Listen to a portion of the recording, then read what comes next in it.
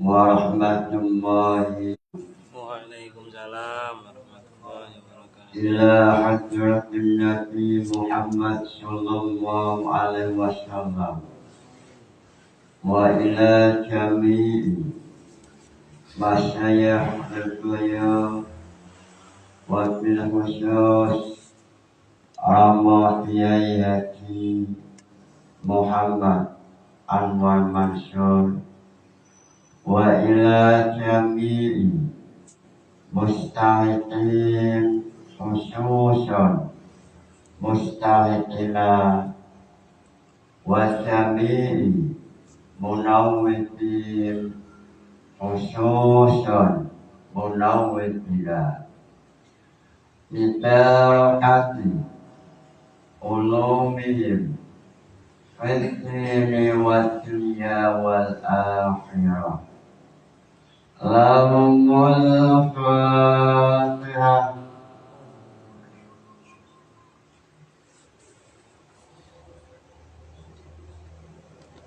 Sebelum memulai pembahasan usul fikih, alangkah istimewanya, alangkah barokahnya memulai dengan nazam jam'ul jawab. Dalam pembahasan ini membahas mengenai al-qiyas as-sabah.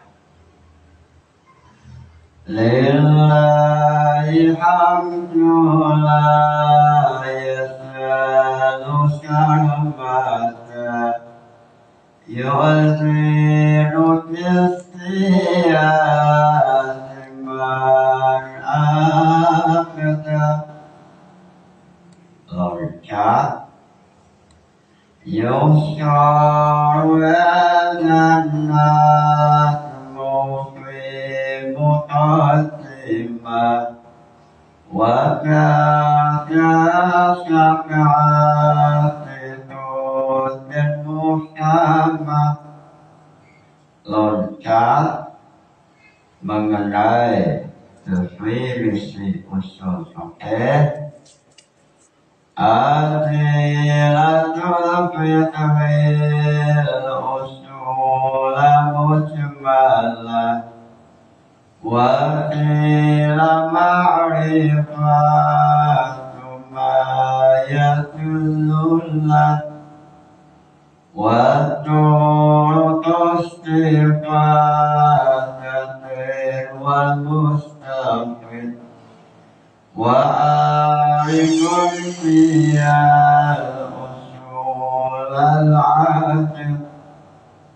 Loncat nazaman mengenai al-qiyas wa hamlu ma'lumin ala ilmin sawa'u fi'ilati fi hukmi. Mengenai qiyas adalah hamlu maklumin ala maklumin, menyamakan satu permasalahan yang maklum pada sesuatu maklum yang lain. Lalu dalam warakat mengenai masalah qiyas ada yang namanya qiyas as-sabah. Al-qiyas as-sabah dalam warakat wa qiyasus sabah huwa al-far'u al-muraddadu al-muraddidu baina aslaini fayul haqu bi'aksarihima syabha. Ia syabah yang ditampilkan dalam warakat yaitu adanya far'un memiliki dua asal, lalu oleh mujtahid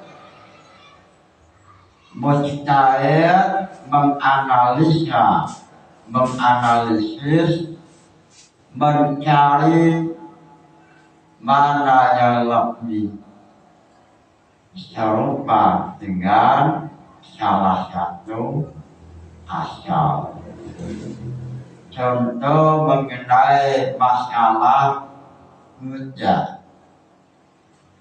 Dalam masalah hujjah, far'un yang berupa abad ini apakah bisa makan manusia atau bisa makan dengan maliyah atau bisa makan dengan malun.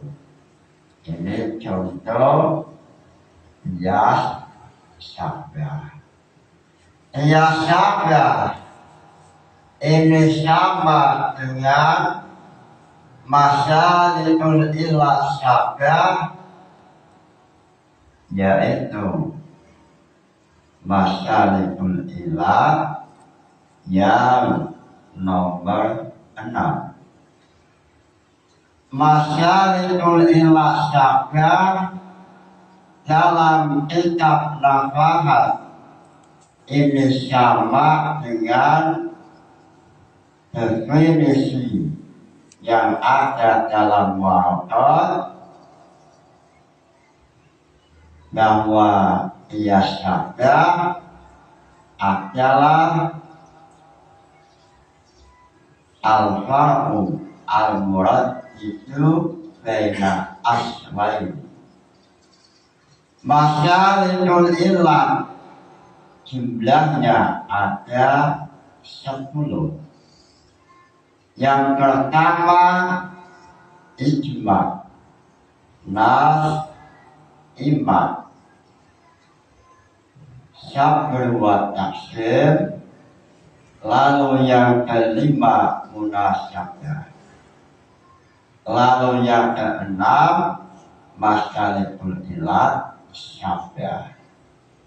Masalikul ilah syabah ini sama dengan definisi yang ada dalam kitab Al-Warakat yang ditulis oleh Imam Haramain yang meninggal tahun 478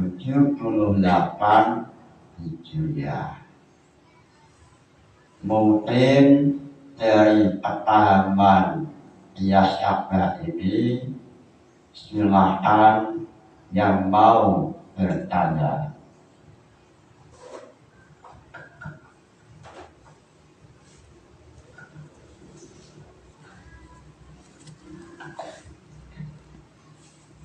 Assalamualaikum warahmatullahi wabarakatuh. Ngapunten Yai, sebelumnya kami mohon untuk bertanya mengenai penjelasan yang telah disampaikan tadi mengenai definisi qiyas syabah. Bagaimanakah penerapan kaidah usul yang disampaikan dalam pembahasan qiyas syabah menjadi suatu produk hukum fikih, atau bahasa lainnya takhrijul furu' dari al-aslu ataupun dasar kaidah usul yang berupa qiyas syabah itu bagaimana? Dan mungkin apakah memang adanya kesamaan antara qiyas syabah dan juga masalah syabah itu, atau itu memang suatu hal yang sama? Penjelasan yang lebih lanjut menurut Abdul.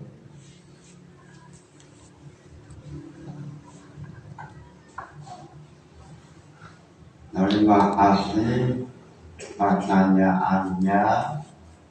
Ini pertanyaan yang istimewa, menanyakan apa tahrijul furu' ala usul mengenai qiyas syabah yang ada dalam kitab Warqat. Apa tahrijul furu' mengenai qiyas syabah yang ditulis dalam kitab Al-Warqat. Mengenai tahrijul furu' tentang qiyas syabah,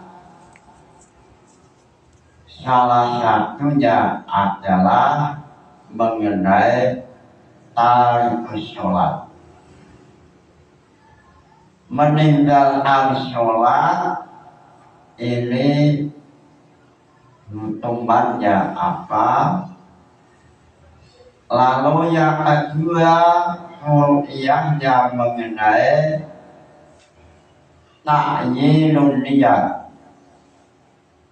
Mengenai sholat, apakah wajib ta'yinun niyat?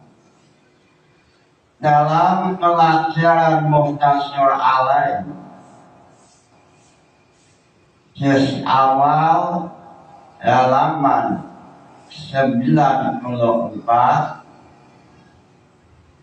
mengenai babu tarikus sholat. Babu tarikus sholat qaidatun. Qala asy-Syafi'i qiyasul ba'dul asbah ayyakuna al-far'u dairan baina aslain. Lalu wa minal furu'i ad-dairati baina aslaini tarkus sholat. Dalam Mukhtasar Ala'i menampilkan tahrijul furu', salah satunya adalah tarikus sholat. Sholat itu adalah far'un. Apakah disamakan dengan iman ataukah disamakan dengan zakat atau haji? Lalu mujtahid menganalisa bahwa sholat adalah far'un, lalu memiliki dua aslaini, memiliki dua asal. Asal pertama al-iman, asal kedua adalah haji. Sedangkan mengenai hukum asal dalam dua asal ini berbeda. Tarkul iman atau bahasa lain al-murtad, keluar dari agama Islam, maka hukumannya adalah al-qatlu oleh imam, oleh pemimpin, dibunuh. Lalu seandainya disamakan dengan haji, maka hukumannya tidak sampai dibunuh, hukumannya hanya taksir. Sholat adalah far'un, lalu memiliki dua asal, iman dan haji. Lalu kelompok yang diwakili oleh Syafi'iyah menganalisis meneliti mana yang lebih serupa sholat itu, apakah serupa dengan iman atau dengan haji. Lalu setelah meneliti mendalam, menganalisa mendalam, akhirnya kelompok Syafi'iyah mengatakan sholat disamakan dengan iman. Sehingga dalam kitab mazhab Syafi'iyah mulai mahali Nihayatul Muhtad, Mughni Muhtad, hukuman manusia yang meninggalkan sholat adalah hukumannya al-qatlu, dibunuh oleh imam karena meninggalkan sholat sama dengan meninggalkan al-iman.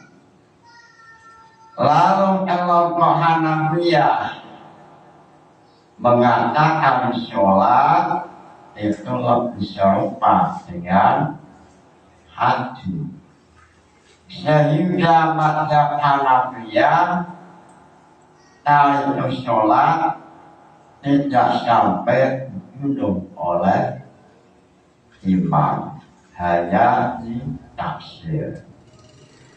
Lalu kuliah yang kedua yang ditampilkan oleh Mukhtasar Alai, wa minha as-sawmu taraddada baina sholati wal haji, faqala asy-Syafi'i huwa bis-sholati asdalu li'annahu ibadatun badaniyatun la tadkhuluha an-niyabah, la tadkhuluha an-niyabah fil hayati, fa'awjaba ta'yinun niyati fi ama sholat. Wa aku Hanafiyah yaqulu huwa bil haji asdaru listiratihima fi wujubil kifarah bil ifsyad. Mengenai apakah dalam mengerjakan sholat, apakah wajib ta'yinun niyat, dalam hal ini ada permasalahan. Sholat itu fardhu. Lalu dalam sholat itu apakah disamakan dengan saum? Itu fardhu. Puasa Ramadan ini statusnya fardhu. Lalu memiliki dua asal.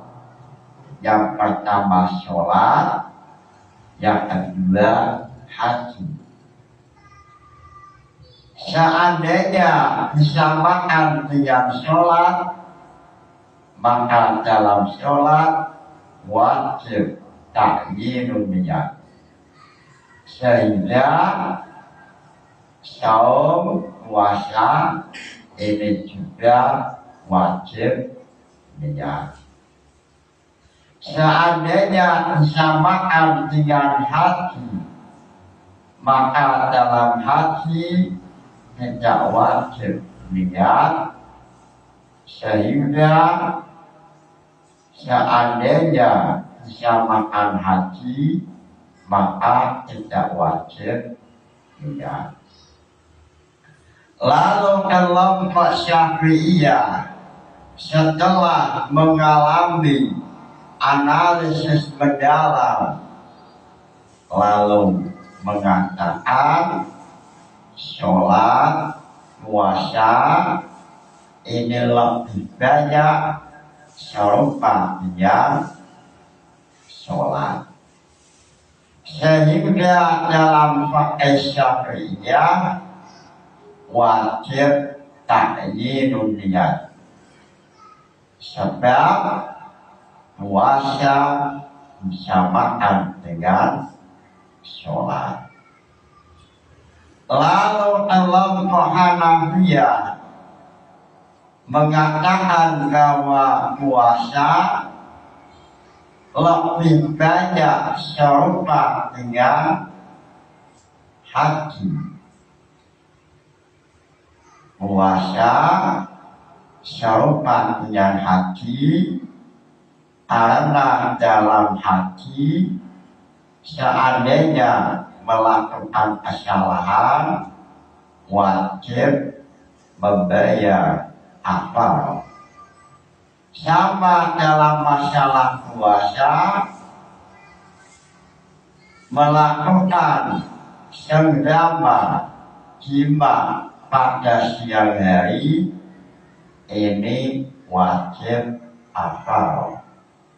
Sehingga kelompok Hanafiyah mengatakan puasa lebih sama dengan masalah haji. Dengan demikian dalam haji tidak wajib ta'yinun niyat, maka dalam puasa tidak wajib ta'yinun niyat. Lalu kelompok Syafi'iyah yang mengatakan bahwa puasa lebih serupa dengan sholat dengan alasan li'annahu ibadatun badaniyatun la tadkhuluha an-niyadah.